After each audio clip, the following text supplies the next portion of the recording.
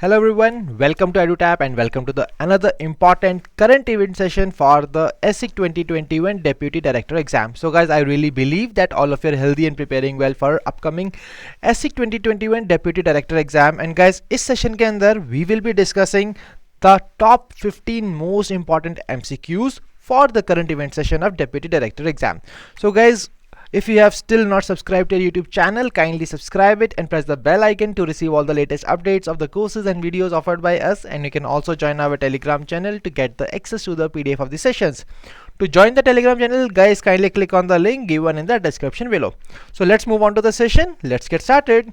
And guys, here is the very first question before all of you that you are required to answer in the comment section. तो हर एक बच्चा जो भी ये session देख रहा है, guys, kindly answer the questions in the comment section and also do not forget to tell me your scores. See, in this session we will be discussing 15 most important MCQs. So tell me that what was your score out of 15 after the end of the session. Okay. So guys, when we talk about the very first question here, the very first question is basically based on the Global Plastics Treaty. So guys, Global Plastic Treaty recently launched की गई थी, and now you are required to tell me that which one of the following statements are correct in relation with the Global Plastic Treaty. The very first statement says that it has been signed by 175 countries, parties to the United Nations Environment Assembly during the UNEA 5, which was held in Nairobi, Kenya. The second statement says that this treaty basically binds the signatories to address the full life of plastics from production to disposal to end the plastic pollution. The third statement says that under this treaty, एक international negotiating committee को बनाया जाएगा. उसका ambition क्या होगा? Of completing a draft global legally binding agreement by the end of year 2024. So guys, please tell me that which one of the following statements are correct in relation with the Global Plastic Treaty. Here the options are both 1 and 2, only 3, both 1 and 3, or all of the above. So what exactly is the right answer, guys? The right answer here is option D, that is all of the above. That means all these particular statements about this particular Global Plastic Treaty is absolutely correct. So now let's discuss this news in the detail and let's see that what exactly is this Global Plastic Treaty is all about. Okay. So here you can see guys कि 175 countries जिन्होंने sign किया है United Nations environment assembly का जो part है, उन्होंने ये sign किया है ट्रीटी को, which is the global plastic treaty, और उसका एम क्या है? The aim is to end the plastic pollution. Okay, so when we talk about कि कब ये बेसिकली ट्रीटी को साइन किया गया था, तो basically recently United Nations environment assembly का एक सेशन हुआ था जो कि हुआ था नायरोबी के अंदर. ठीक है, उस सेशन के दौरान इस ट्रीटी को साइन किया गया था. अब हम बात करें इस ट्रीटी की, तो बेसिकली इस ट्रीटी के अंदर एक मैंडेट है which basically makes it legally binding for the signatories, मतलब कि जो 175 कंट्रीज है जिन्होंने साइन किया है इस ट्रीटी को, to address the full life of plastics from production to disposal to end plastic pollution. So guys, here the main point that you are required to remember is that इस treaty को sign किया गया है to end the plastic pollution. और इससे जब हम बात करें इस मैंडेट के टाइटल को, that is the what was the title of the treaty, then it was end plastic pollution towards an international legally binding instrument. तो अब इस ट्रीटी के अंदर कुछ रिकमेंडेशंस दी गई हैं. You can go through this particular recommendations on your own. Now when we talk about this particular treaty guys, तो इस ट्रीटी के अंदर एक इंटरनेशनल नेगोशिएटिंग कमेटी को बनाया जाएगा, और इस जो ये कमेटी होगी, it will be tasked with drafting and ratifying over the mandate over the next 2 years. तो अगले 2 साल तक ये इस पे ड्राफ्टिंग का काम करेगी, एंड उसके बाद जो 175 कंट्रीज हैं उन सबको प्रेजेंट किया जाएगा, and they will be binded to basically implement those particular points, and that's how it is going to forge an international legally binding agreement by year 2024, जो कि इन सभी 175 countries को मानना पड़ेगा. Okay, so guys, that was all about the Global Plastic Treaty. It is a very important topic to be covered from the exam point of view, or I really believe that it is very much clear to all of you. Now let's move on to the next question. So guys, next question is very easy, a halwa question here. Okay, so the question is basically that in this question आपको बताना है कि भाई कौन सी state के अंदर India का पहला commercial scale biomass based hydrogen plant construct किया जाएगा. तो रिसेंटली अनाउंसमेंट की गई थी कि इंडिया के अंदर ये पहला commercial scale biomass based hydrogen plant को कंस्ट्रक्ट किया जाएगा. तो आपको बताना है कि कौन सी स्टेट में होगा, whether it will be in Madhya Pradesh, Andhra Pradesh, Tamil Nadu और केरला? तो जल्दी जल्दी कमेंट सेक्शन में बता दो कि भाई क्या है इस क्वेश्चन का सही जवाब. And guys, when we talk about the right answer, the name of the state where this biomass based hydrogen plant will be constructed, it is none other than option A, that is Madhya Pradesh. So from here you can see that Madhya Pradesh के Khandwa region में इस particular hydrogen plant को construct किया जाएगा. ये जो plant है it will produce 1 ton hydrogen per day from 30 tons of biomass feedstock. So basically ये इंपॉर्टेंट पॉइंट्स है जो आपको याद रखने होंगे एग्जाम पॉइंट ऑफ व्यू से. Okay, because it is India's first commercial scale, so this particular thing makes it important for you to cover from the exam point of view. Moving on to the next question. So guys, the next question is about the Sambhav programme. So guys, Sambhav programme recently launch किया गया है. सी, हमने देखा union budget के अंदर कि MSME industry के लिए बहुत सारे इनिशिएटिव्स गवर्नमेंट ऑफ इंडिया ने लॉन्च किए हैं और हमने पिछले कुछ सेशंस में पढ़ा भी था रैंप प्रोग्राम के बारे में. ओके, सो गाइस, ऐसा ही एक संभव प्रोग्राम है जो कि खुद मिनिस्ट्री ऑफ एमएसएमई ने लॉन्च किया है. अब वो प्रोग्राम क्या है उसके ऊपर ये क्वेश्चन बेस्ड है. ठीक है, तो guys kindly go through all the statements and then tell me that ये जो प्रोग्राम है इसके रिलेशन में कौन सी स्टेटमेंट्स आपकी करेक्ट है. तो very first statement says that it has been organised by MSME. ये तो मैंने आपको खुद ही बता दिया है. ठीक है, नो अब आपको बताना है कि भाई बाकी के जो दो स्टेटमेंट्स हैं उनमें से कौन सी स्टेटमेंट करेक्ट है और कौन सी इनकरेक्ट है. So do let me know in the comment section. The second statement says that it is going to be a 1 month long initiative जिसके अंदर स्टूडेंट्स जो कि अलग अलग कॉलेजेस और आईटीआई से बिलोंग करते हैं उनको एंटरप्रेन्योरशिप के लिए एनकरेज किया जाएगा. The third statement says that these college students will be made aware of the various schemes being implemented by the ministry of MSME. That means जितने भी एमएसएमई मिनिस्ट्री के अंडर स्कीम्स हैं जो उन्होंने लॉन्च की हैं, जो वो इंप्लीमेंट कर रहे हैं, तो उन्हीं सभी स्कीम्स के बारे में उन सभी को अवेयर किया जाएगा स्टूडेंट्स को, so that they can take up the entrepreneurship. Okay, so guys now let me know in the comment section कि कौन सी स्टेटमेंट्स यहाँ पर संभव प्रोग्राम से रिलेटेड करेक्ट हैं या इनकरेक्ट हैं. So guys, the right answer here is option D, that is all of the above. That means all the statements mentioned here are absolutely correct. तो गाइस, सीधा Sambhav programme से पहुंचने से पहले let me tell you that recently ministry of MSME ने एक summit को organise किया था. ठीक है, उस समिट का नाम था international summit on plastics, recycling and waste management. और इस समिट को ऑर्गेनाइज किया था मिनिस्ट्री ऑफ एमएसएमई ने किसके साथ मिलके? AIPMA, that is all India plastic manufacturers association. और इसमें एम्फसाइज उनका क्या था कि भाई know your waste, how recycling is the right thing to do which is to be done in a right way. So हमें अपने वेस्ट को बेसिकली पहचानना है, रिसाइकलिंग कैसे की जाए, कब की जाए, तो हमें इन सभी बातों का ध्यान में रखना है. And guys, why it is there? See, for the sustainable plastic waste management and the recycling, the ability of recycling that part basically lies on the ability to recycle and recover profitably, and that's why they are basically focusing on the plastic recycling and waste management. And guys, plastic industry में बहुत सारे scopes और opportunities हैं और बहुत सारे challenges हैं जो फेस कर रहे हैं. सो बेसिकली उन सभी चैलेंजेस को डिस्कस करने के लिए, उन अपॉर्चुनिटीज़ पर कैपिटलाइज करने के लिए इस समिट का लिया गया था. ठीक है, तो now when we talk about the special initiatives which were being launched during the summit, these are Sambhav and Swavlamban. So guys, basically reason क्या था इसका? To promote entrepreneurship among youth, especially in the aspirational districts across the country. तो तब हम बात करें कि संभव प्रोग्राम की, कि संभव प्रोग्राम है क्या? So guys, it is basically a national level awareness program जिसके अंडर 1300 colleges, पूरे इंडिया के 1300 colleges के जो स्टूडेंट्स हैं उनको और जो मिनिस्ट्री ऑफ एमएसएमई के फील्ड ऑफिसेज हैं उनके द्वारा अवेयर किया जाएगा, जिससे कि वो एंटरप्रेन्योरशिप एक्टिविटीज को ले सके. So that's why it is a mass outreach programme and it is a 1 month long initiative जिसके अंदर they are going to made aware of the various schemes being implemented by the ministry of MSME, and apart from that they will be encouraged to take up entrepreneurship. So that was all about the Sambhav programme. और जब हम बात कर लेते हैं दूसरे initiative की भी, दैट इज स्वावलंबन. तो स्वावलंबन के अंदर क्या होगा? बेसिकली मिनिस्ट्री ऑफ एमएसएमई ने बहुत सारी एक्टिविटीज ऑर्गेनाइज करेंगी जो कि स्पेशली 46 एस्पिरेशनल डिस्ट्रिक्ट्स में होंगी, और ये सभी एक्टिविटीज के थ्रू क्या किया जाएगा? एंटरप्रेन्योरशिप को प्रमोट किया जाएगा among the students. And that's why इस पूरी ड्राइव के अंदर जो ये सब एक्टिविटीज होंगी, इस ड्राइव का नाम बेसिकली है स्वावलंबन. So I hope that this is very much clear guys.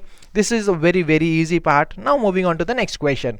तो गाइज अगला क्वेश्चन है हमारा एक स्कीम के ऊपर, that is the PLI scheme for drone and drone components. So guys देखो, We always tell you that all the schemes, programs, initiatives or reports which are being launched by the government, they are really very important from the exam point of view. और ऐसे ही एक scheme के ऊपर एक question अब आप सभी के सामने है, that is the PLI scheme for drone and drone components. तो बेसिकली ड्रोन और ड्रोन कंपोनेंट्स के लिए एक प्रोडक्शन लिंक्ड इंसेंटिव स्कीम को गवर्नमेंट ने लॉन्च किया था. और ये सवाल काफ़ी आसान है, हमने पहले भी ऐसे क्वेश्चंस को डिस्कस किया है अपने सेशंस के अंदर, ठीक है. तो अब जल्दी जल्दी बता दो कि भाई इनमें से कौन सी स्टेटमेंट जो है PLI scheme on drone and drone component से रिलेटेड है और करेक्ट है. Okay, so guys, please tell me in the comment section that which one of the following statements are correct in relation with the PLI scheme for drone and drone components. The very first statement says जो incentives होंगे manufacturers की drones and drone components shall be as high as 33% of the value addition made by her. Then government has also agreed to fix the minimum value addition norm at 40%. The third statement says the value addition shall be calculated as the annual sales revenue from drones and drone components minus the purchase cost of the drone and drone components. So guys, कौन कौन सी statements यहाँ पर correct है, कौन सी incorrect है, इस बात का आपको basically जवाब देना होगा इस particular question के बारे में, ठीक है. So when we talk about the right answer, guys, the right answer is both option 2 and 3 are absolutely correct in relation with the PLI scheme for drone and drone components. तो अब हम कर लेते हैं इस पूरी स्कीम को discuss and let's see that what exactly it is all about. किसने लॉन्च किया, कब लॉन्च किया, ये भी हम देखेंगे. So guys, here you can see this scheme was basically launched in year 2021. Okay, tenure क्या होगा इसका, टेन्योर होगा इसका 3 इयर्स का which will start from 2021 to 2022. और अब इसका क्या है, एलिजिबिलिटी क्या होगी. सो गाइस, सभी MSMEs और startups which are in terms of the annual sales turnover at a nominal level of rupees 2 crore and 50 lakhs for the drone components, they will be eligible to get the benefit under this particular scheme. और जब हम बात करें non MSME companies की, तो उनके बारे में जब हम करेंगे टर्नओवर, सेल टर्नओवर का, तो वो क्या होगा, 4 crore for the drones and 1 crore for the drone components.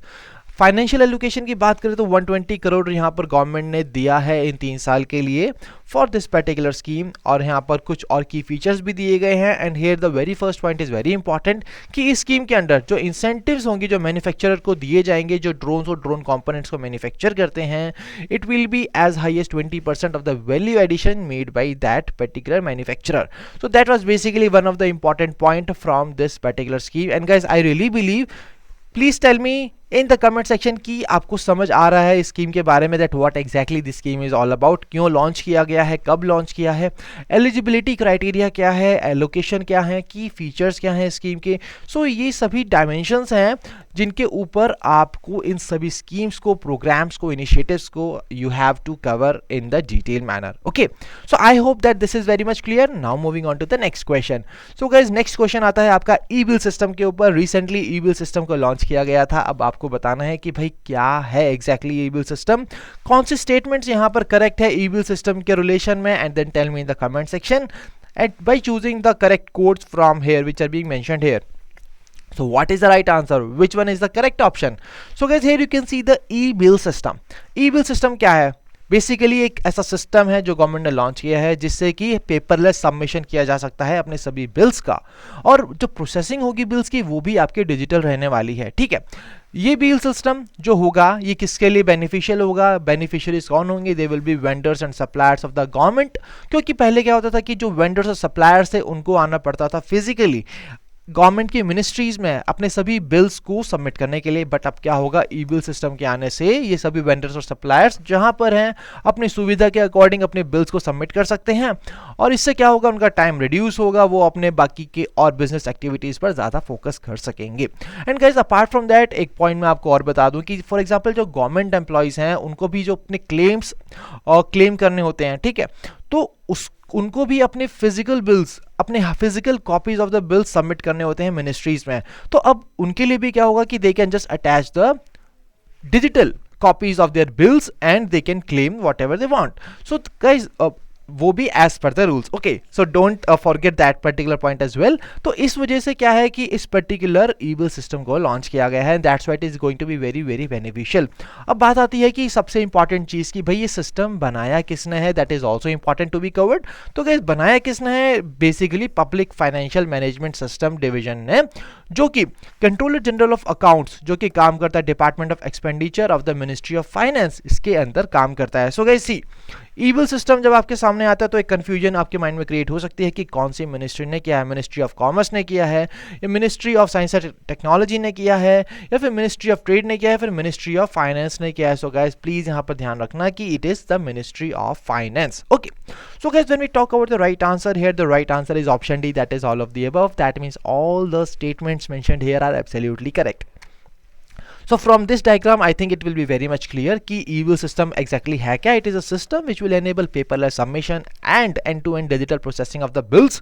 Develop किसने किया है हम ऑलरेडी डिस्कस कर चुके हैं. ऑब्जेक्टिव क्या रहेगा इसका, कन्वीनियंस प्रोवाइड करेगा सभी वेंडर्स और सप्लायर्स को, फिजिकल इंटरफेस को प्रॉपरली एलिमिनेट किया जाएगा, एफिशिएंसी इससे और ज़्यादा बढ़ने वाली है. और गाइज जो डिजिटल प्रोसेसिंग होगी यहाँ पर सभी बिल्स की, पहले क्या होता था कि there was a cause of concern कि भाई जो बिल की प्रोसेसिंग है पहले किसका होगा बाद में किसका होगा, ठीक है, तो उस पर काफ़ी सारी लड़ाई होती थी. अब क्या होगा इसके बाद जो फर्स्ट बिल आएगा वो प्रोसेस किया जाएगा. So that means it is going to adopt first in first out method in the processing of bills. So that's why it is also going to improve the efficiency of the departments as well.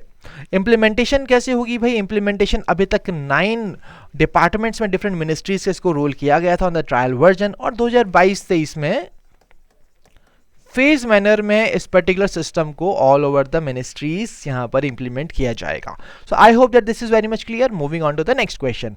So guys NASA ने recently launch किया है अपना नया x-ray mission from the Kennedy space centre, और आपको बताना है कि इस मिशन का बेसिकली एम क्या है. What exactly is the aim of this x-ray mission? The first option is that to unlock the secrets of the extreme cosmic objects. The second statement is about unlock climate changes taking place all over the world. Third option says forecast upcoming natural disasters, and the fourth option says to study the presence of water. So what is the right answer guys? It is a very very halwa question, but these kind of questions on such kind of missions have been asked in the previous years. तो इस वजह से आपको ये सभी questions को करना बहुत जरूरी है. So guys, what is the right answer to this question? The right answer is option A, that is to unlock the secrets of extreme cosmic objects. So that is the right answer. From here you can see that NASA, which stands for National Aeronautics and Space Administration, उन्होंने recently launch किया है अपना नया x-ray mission, और उसका aim क्या है, to unlock the secrets of extreme cosmic objects. तो गाइज ये आपको बेसिकली याद रखना होगा. और ऐसे ही जो फर्स्ट स्पेस ऑब्जर्वेटरी जो उन्होंने लॉन्च की है that is IXPE, that stands for imaging x-ray polarimetry explorer. Okay, और ये क्यों लॉन्च हुई है? To study some of the most energetic objects in the universe. So guys I hope that this is very much clear. ये सब आपको बहुत ही ज़्यादा क्लियर होगा, इसमें ज़्यादा कुछ है नहीं देखने का. द मेन इंपॉर्टेंट इज कि किसने लॉन्च किया है, नाम क्या है मिशन का, उसका एम क्या है, ये भी आपको याद करना पड़ेगा. Okay, so this is very much clear. Moving on to the next question. So next question is about Sagar Parikrama. So one of the very important initiatives which have been recently taken by the government. तो once again guys you have to just tell me that which one of the following statements about the Sagar Parikrama are correct here. Okay, so the very first statement says that why it has been launched. The second statement says that किसने launch किया है, और third statement कि कहाँ से ये परिक्रमा को शुरू किया जाएगा. So guys, from here the word परिक्रमा, it is very very easy to understand that कि परिक्रमा होने वाली है guys. That means they are going to move from one place to another around one subject. But here जब हम बात करें सागर परिक्रमा की, सो गाइस, तो अगर इंडिया का मैप है तो जितने भी कोस्टल रीजन्स हैं यहाँ पे, कोस्टल स्टेट्स और यूनियन टेरिटरीज, तो उसको कवर किया जाएगा. और इसका मेन एम क्या है सागर परिक्रमा का? That is to know the problem. See, हमारी जो कोस्टल फिशर फॉक्स है, जो हमारी फिशिंग कम्युनिटीज़ है, वो क्या क्या चैलेंजेस फेस कर रही है, क्या प्रॉब्लम्स फेस कर रही है. बेसिकली उन प्रॉब्लम्स को रिजॉल्व करने के लिए इस पर्टिकुलर इनिशिएटिव को गवर्नमेंट ने लिया गया है. बट गाइस सी, यहाँ पर सागर परिक्रमा से आपके माइंड में ज़रूर आता होगा कि भाई ये हो सकता है कि ये जो इनिशिएटिव है ये लिया हो मिनिस्ट्री ऑफ जल शक्ति ने लिया हो, या फिर कोई और मिनिस्ट्री ने लिया हो. सो गाइस, बट यहाँ पर ध्यान रखना, this Sagar Parikrama, as I have already told you, that it is for the fishing communities. So that means it will be from the Department of Fisheries, Ministry of Fisheries, Animal Husbandry and Dairying.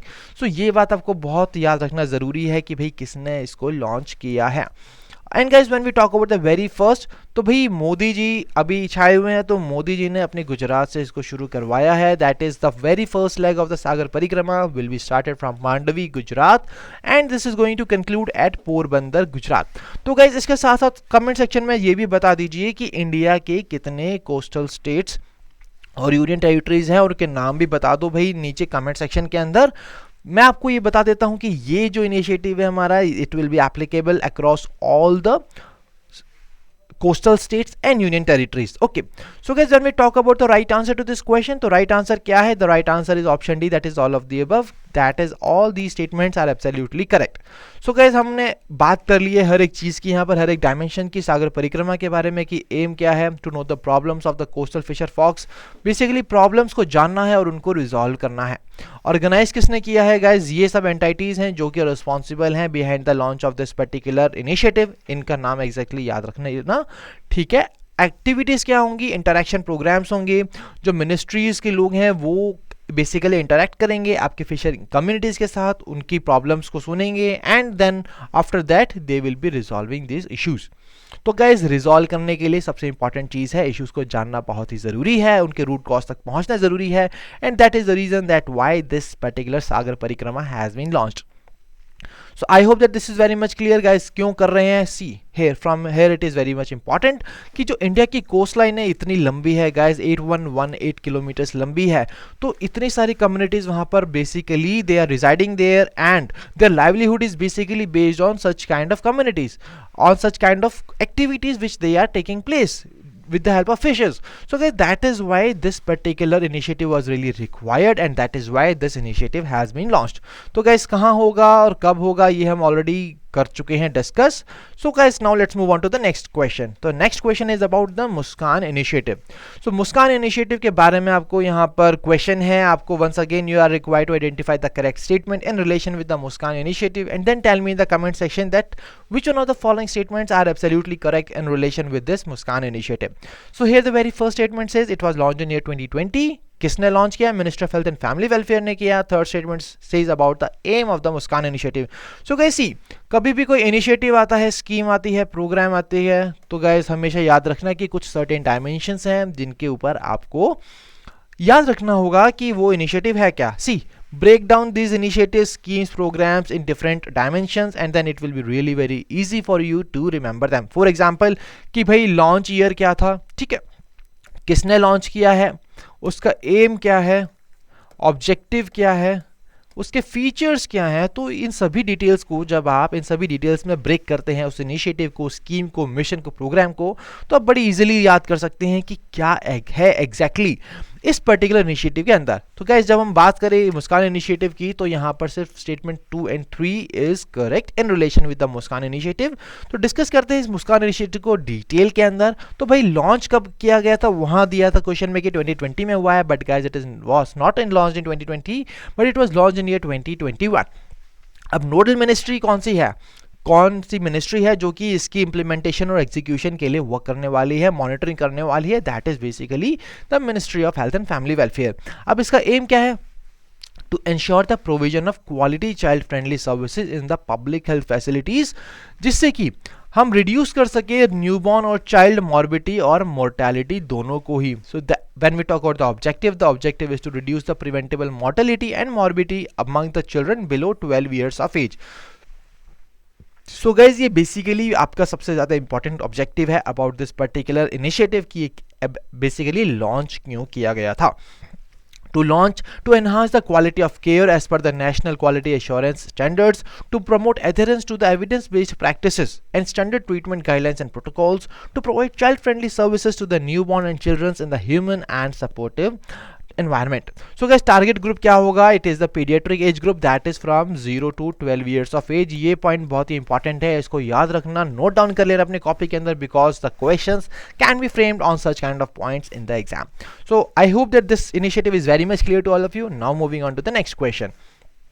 So guys, next question is once again a very halwa question but a very important as well, क्योंकि guys इस question में आपको बताना है कि इनमें से कौन सी कंट्री है जो कि पहली कंट्री बन गई है वर्ल्ड में to allow large high flying drones unmanned aerial vehicles to operate in the civil airspace, जिसने अलाउ किया है इन अनमैन्ड एयरक्राफ्ट व्हीकल्स को कि वो सिविलियन एयर स्पेस में ऑपरेट कर सकते हैं. It was Israel, Poland, Russia, Ukraine. जल्दी जल्दी बताइए अपने कमेंट सेक्शन में कि क्या है इस क्वेश्चन का सही जवाब.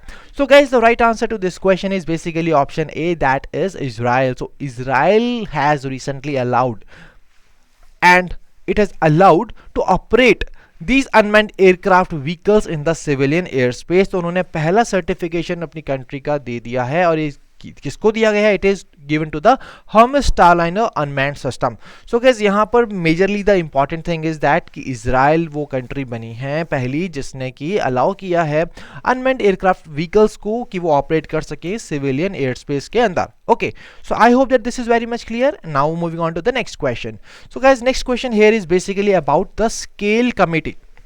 तो स्केल कमेटी के ऊपर एक क्वेश्चन है. स्केल कमेटी क्या है, क्यों लॉन्च की गई है, कितने मेंबर्स है, कौन है उसका chairman. So guys, these are the important dimensions for the any committee. So जब आप किसी कमेटी के बारे में पढ़ो guys, once again I have already told you कि भाई कमेटी को लॉन्च क्यों किया गया था, कब लॉन्च किया था, उसमें मेंबर्स कौन कौन है, उस कमेटी का एम क्या है, ठीक है, वो क्या काम करने वाली है. तो ये सभी डिटेल्स आपको कमिटीज के बारे में भी पता होनी चाहिए जो कि रिसेंटली न्यूज़ के अंदर थी. So guys, when we talk about the scale committee, here you can see that it was being constituted by the union ministry of commerce and industry. वो क्या करने वाली है, जो प्रोडक्शन लिंक्ड इंसेंटिव स्कीम है और जो लोकल मैन्युफैक्चरिंग है उसको एक्सेलरेट करने के लिए काम करेगी. And then guys, when we talk about the composition of the committee, 17 members होंगे. अब प्रेजेंट चेयर है doctor Pawan Goenka. So all the statements are absolutely correct about the scale committee. Guys, please comment yes in the comment section below if you are really liking the session. अगर आपको सब कुछ समझ आ रहा है कि किस तरीके से क्या अप्रोच आपको रखनी है डिफरेंट क्वेश्चंस के लिए, क्या क्या आपको पढ़ना जरूरी है अलग अलग प्रोग्राम्स और इनिशिएटिव्स के लिए. So guys, if you are understanding that, please tell me in the comment section. So when we talk about the scale committee, so guys recently एक रिव्यू मीटिंग हुई थी जिसको चेयर किया था union minister for commerce and industry ने. तो जब हम बात करें इस कमेटी की, तो guys it was constituted by the union ministry of commerce and industry. Pavan Goenka, doctor Pawan Goenka is presently the chairperson of this particular committee. And when we talk about the total number of members, then there are total 17 members right now in this committee. And what exactly it is going to be the role. So उससे पहले हम बता दें कि भाई ये जो committee है ना, it is going to work closely with the department of promotion of industry and internal trade, और ये काम करेगी मिनिस्ट्री ऑफ कॉमर्स के अंडर. ठीक है, as we already know that it was being constituted by the Union Ministry of Commerce and Industry. So guys, some important points are being mentioned here about this committee. We have already discussed them in the question. Moving on to the next question. So guys, next question is basically about the National Policy on Electronics 2019. Recently ये policy आपके news में थी, that's why it is important for you to cover it. And guys, please tell me once again that which one of the following statements are correct in relation with the National Policy on Electronics 2019. So once again, भाई जब कोई policy आई है तो किसने propose किया है, M क्या है उसका, कब लॉन्च हुई थी, उसके टारगेट्स क्या हैं. These are the points that you are required to remember. And guys, when we talk about the National Policy on the Electronics, then it was very first statement says that it was proposed by Ministry of Science and Technology. Guys, see, यहाँ पर electronics अगर आ रहा है तो guys पहली बात जो आपके माइंड में आनी चाहिए वो क्या आनी चाहिए, जो पहली बात आनी चाहिए दैट शुड बी कि इलेक्ट्रॉनिक्स आया है तो भैया ministry of electronics and information technology यहाँ पर एक बहुत ही अच्छा आपका ऑप्शन हो सकता है.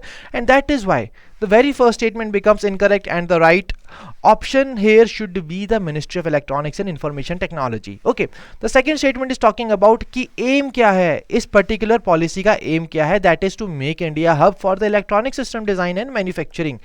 See, अगर हम electronics के ऊपर अगर हम एक नया पॉलिसी बना रहे हैं तो दैट मीन्स इंडिया को एक सुपर पावर बनाना होगा हमें उस पर्टिकुलर फील्ड में. And that's why it is all about each and every such kind of mission. For example, you can take the example of the Aroma mission as well. You can take the example on other important policies as well. Okay, now when we talk about the different targets here, the third statement says that it aims to achieve a turnover of USD $500 billion by year 2025. So once again guys, the third statement is incorrect. Why? Because basically when we talk about the target, its target is to reach the $400 billion US dollars by year 2025 and not 500, and that's why here the answer is only 2. So only second statement is correct and the first and third statements both of them are incorrect. So guys, here you can see that why it was recently in the news. Recently union minister of commerce and industry ने announce किया है कि जो India का export है electronic goods का, it has increase by almost 88%. Okay, and when we talk about this particular national policy on electronics which was being launched in 2019, so guys here you can see that it was proposed by MeitY, that is Minister of Electronics and Information Technology. aim क्या है? To make India a global hub for the electronic system design and manufacturing. Targets क्या रहने वाले हैं guys? Turnover हमें लेकर जाना है 400 बिलियन यूएस डॉलर्स तक बाय ईयर 2025, जिसका टारगेट होगा, जिसमें इंक्लूड होगा target production of 1 billion dollars mobile handsets. Guys 1 billion mobile handsets by year 2025. अगर हम की फीचर्स की बात करें तो हमें एक ऐसा इकोसिस्टम क्रिएट करना होगा अपनी कंट्री के अंदर जो कि सपोर्ट करे इलेक्ट्रॉनिक गुड्स प्रोडक्शन को, और जितने जो भी चीज़ें हमें रिक्वायरमेंट है उनके लिए ईज हो. जो भी मैन्युफैक्चरर यहाँ पर इन्वॉल्व है उसके लिए ईज हो in order to undertake such kind of activities, and that is why this particular policy was being launched. So guys, key features क्या होने वाले हैं? You can go through them on their own. Now I'm moving towards the next question. So guys, next question is very important and a very halwa question. See, we all know that the Russia-Ukraine crisis is going on. तो भाई India के बहुत सारे लोग हमारे रह गए हैं यूक्रेन के अंदर, तो उनको यूक्रेन से बाहर निकालना और इंडिया में वापस लेकर आना. For this, a separate operation has been recently conducted by the government of India. तो आपको बस बताना है कि भाई इस ऑपरेशन का नाम क्या है. So guys, here the options are operation Ganga, शक्ति, ब्लू स्टार और विजय. So guys, when we talk about the right answer, see आपको इस पर्टिकुलर क्वेश्चन का सही जवाब पता होना चाहिए. It is very very important to remember this particular operation. और ये रिसेंटली गाइस न्यूज़ में इतना है, डेली बेसिस पर हम इसके बारे में सुन रहे हैं. रशिया यूक्रेन क्राइसिस चल रहा है. सो यहाँ पर आपको जानना जरूरी है कि भाई इंडिया क्या स्टेप्स ले रहा है. ठीक है. So guys, here the right answer is operation Ganga, that is option A. So here you can see that Indian government is conducting evacuation mission which is named as Operation Ganga. इसके अंदर क्या होगा? They are basically bringing back all the Indian nationals which are stranded in Ukraine after the Russia's invasion on Ukraine. So guys, यहाँ पर आपको ध्यान रखना होगा कि भाई कौन कौन से कि क्या एग्जैक्टली ये ऑपरेशन गंगा है. ठीक है. इसके बारे में आपको सेपरेट डिटेल्स भी और दी गई हैं. You can just go them on their own. Now moving on to the next question, and guys, next question is once again related to Russia Ukraine crisis only. See, Russia ने attack किया है Ukraine के ऊपर, तो भाई बहुत सारे sanctions यहाँ पर रशिया के ऊपर लग रहे हैं, and this question is also based on one such kind of sanction. So this question is basically from the Venera D mission. So guys, Venera D mission के ऊपर आपको यहाँ 3 पॉइंट्स दिए गए हैं. ये मिशन के बारे में 3 पॉइंट्स हैं. Please tell me the comment section की कौन सी स्टेटमेंट यहाँ पर करेक्ट है, कौन सी यहाँ पर इनकरेक्ट है about this Venera D mission. The very first statement says that it is a joint initiative between the Russia's Roscosmos, that is the Russia की space agency, and then US space agency, that is NASA. So guys, it is a joint exploration project between these two organizations. Aim क्या है guys इस mission के through? V for Venera and V for Venus. Venus के atmosphere को हम study करने वाले हैं, सॉइल सैंपल्स को कलेक्ट करने वाले हैं, और ये जो हमारा मिशन होगा it will B launched in year 2029. और गाइज ये रिसेंटली न्यूज़ में था क्यों? बिकॉज रशिया ने रिसेंटली सस्पेंड किया है यूएस को. यूएस ने बाकी कंट्रीज के साथ मिलकर बहुत सारे सैंक्शंस लगाए हैं रशिया के ऊपर क्योंकि उसने अटैक किया है यूक्रेन को. तो बदले में रशिया क्या करा? रशिया ने वेनेरा डी मिशन जो लॉन्च करने वाला था, जो वो प्लान आउट कर रहा था यूएस के साथ मिलके, it has basically suspended US and it has said that we are going to take it on our own. So that's why guys it was recently in the news, and that's why you're required to remember about this particular mission. So guys, when we talk about the right answer is option D, and from here you can see that Russia has suspended US from further participation in the Venera D mission. यहाँ पर नाम दिया गया है उसका actual name. You can go through it on your own. बहुत ही अच्छी प्रोनाउंसिएशन होने वाली है इसकी. So guys, do let me know in the comment section.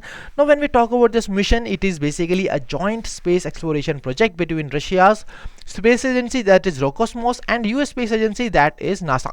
तो ये प्लान है to be launch in 2029. But अब क्या होगा इसका हमें पता चलेगा आने वाले टाइम में, क्योंकि रशिया ने सस्पेंड कर दिया है यूएस को, तो रशिया अकेला ही इस प्रोजेक्ट में बेसिकली आगे बढ़ने वाला है. ठीक है. So guys, this was the main important part that you are required to remember from the exam point of view. और please tell me in the comment section ki if you are able to understand such kind of questions in the easy manner here or not. Okay, so moving on to the next question. So next question is basically about the Sustainable Cities India program. So guys, recently इस नाम का programme launch किया गया था। अब ये कौन सी organisations इस प्रोग्राम के अंदर इन्वॉल्व हैं, उसका एम क्या है और इसके अंदर वो क्या क्या एक्टिविटीज़ करने वाले हैं, these are the dimensions on which you are required to work on when you always counter such kind of programmes. Okay, so the very first statement says that World Bank and the National Institute of Urban Affairs इन दोनों ने मिलकर एक MOU sign किया है for the Sustainable Cities India program। उसका aim क्या होगा guys? As the name suggests, Sustainable Cities India program, that means they are making these cities more sustainable. अब सस्टेनेबल बनाने के लिए क्या करना होगा? डीकार्बनाइजेशन सोल्यूशंस को हमें इंप्लीमेंट करना होगा ताकि लंबे समय तक वहाँ पे जो लोग हैं और जो डेवलपमेंट है हमारी सस्टेनेबल रह सके। And the third statement says that it is going to basically adapt city sprint process as well as toolbox for the solutions. So guys, when we talk about the right answer here, the right answer is option 2 and 3. That is, option C is the right answer. Both statement 2 and 3 are correct. So what is the wrong in about the statement 1? Guys, here see, the name of the organization is very important, जिसके साथ मिलकर NIUA ने ये particular MOU sign किया है। And here it is being mentioned World Bank guys, but it is not the World Bank. It is basically the World Economic Forum. So from here it will be very much clear to all of you that World Economic Forum के साथ मिलके NIUA ने ये sign किया है एक MOU for jointly designing the Sustainable Cities India program, जिसके अंदर they are going to adapt city sprint process as well as a toolbox of the solutions for the decarbonization of 5 to 7 Indian cities in the upcoming 2 years. So guys, 2 years के लिए basically ये काम करने वाले हैं और इसके अंदर क्या एम है इनका Sustainable Cities India program के अंदर? that is to enable cities to generate decarbonization solutions in the different sectors including energy and transport. Okay, so guys, यहाँ पर सिटी स्प्रिंट प्रोसेस क्या है, टूल बॉक्स ऑफ सॉल्यूशंस क्या है, you can just go through this particular part on your own. It is very very easy, but it has been mentioned here for the value addition to understand more about such kind of things which are being mentioned and which were in the news recently.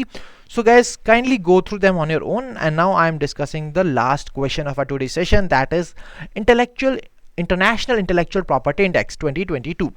So guys, recently ये index launch किया गया था और आपको मुझे बताना होगा इनमें से कौन से statements are correct in relation with the international intellectual property index 2022. So guys, once again I would like to tell you that whenever such kind of reports or indexes are being launched, there are some dimensions across which you are required to break such kind of indexes and reports. like releasing body क्या है, ठीक है, framework क्या है index का, actually वो किसको assess कर रही है, ठीक है, टॉप परफॉर्मिंग नेशन कौन सी है, बॉटम परफॉर्मिंग नेशन कौन सी है, उसके बाद इंडिया की रैंक क्या है.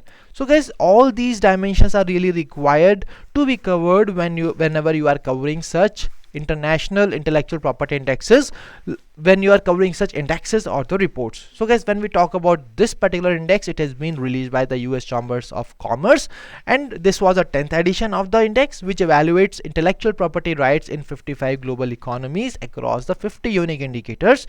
जब हम बात करें इंडिया की, तो गाइज इंडिया ने इम्प्रूव किया है अपनी परफॉर्मेंस को इस इंडेक्स के अंदर. इंडिया की परफॉर्मेंस इंक्रीज हुई है और इंडिया की रैंक 43 थी इस इंडेक्स में for this year.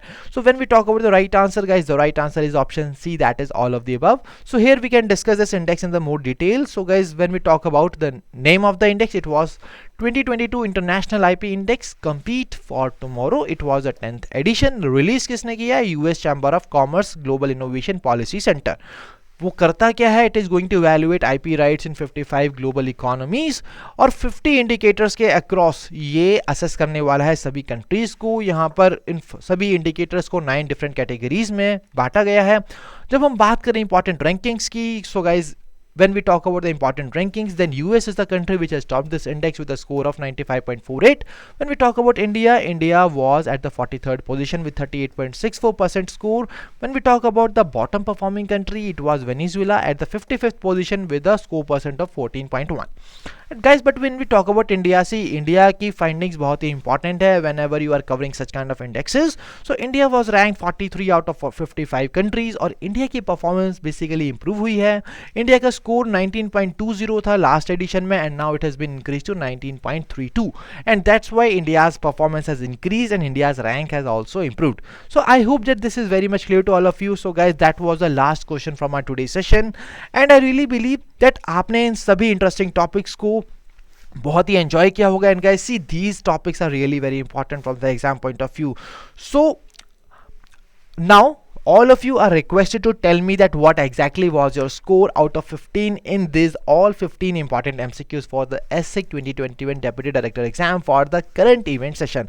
So okay, that was all from the today's session. Don't forget to tell me your scores in the comment section, and if you are having any queries you can drop us a mail at hello@edutap.co.in, and you can also call us at 814-620-7241. So guys, thank you for joining us. Wish you all happy learning.